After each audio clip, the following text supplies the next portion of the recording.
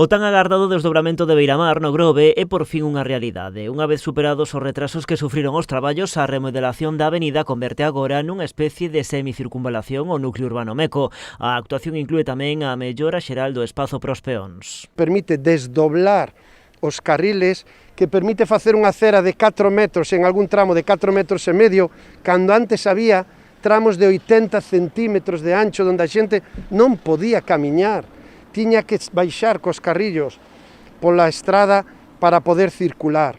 Esta mañá a presidenta da Deputación visitou o resultado dos traballos. Carmela Silva entende que o proxecto suporá un antes e un despois na mobilidade e no desenvolvemento do casco urbano. A aproveita para poñer en valor o traballo feito polo equipo de Cacabelos dende 2015. O Grove non hai quen o recoñeza, e non son palabrería, non.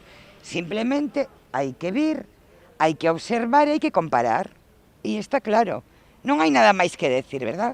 Cando agora comencemos a pasear toda esta gran actuación, o cambio é transcendental, é absolutamente transformador. A remodelación da avenida de Beiramar, di o alcalde, ven complementar outras actuacións xa feitas como Castelao ou Alexandre Bóveda. Pendente queda polo de agora a reforma da rúa Luisa Mestre, de titularidade autonómica. Si fora competencia municipal ou da Diputación de Pontevedra, hoxe estaríamos anunciando a reforma de Luisa Mestre, pero como esa rúa é de titularidade autonómica Xunta de Galicia, levamos 10 anos pedindo un convenio, igual que se faen en outras vilas moi pertas de nós, e non é que non teñamos os cartos, é que non temos nin resposta á solicitude de reunión para falar deses convenios. O proxecto de Beiramar supuxo un investimento de 600.000 euros, dos que a Deputación de Pontevedra chegou máis de 100.000 a través do Plan Concellos.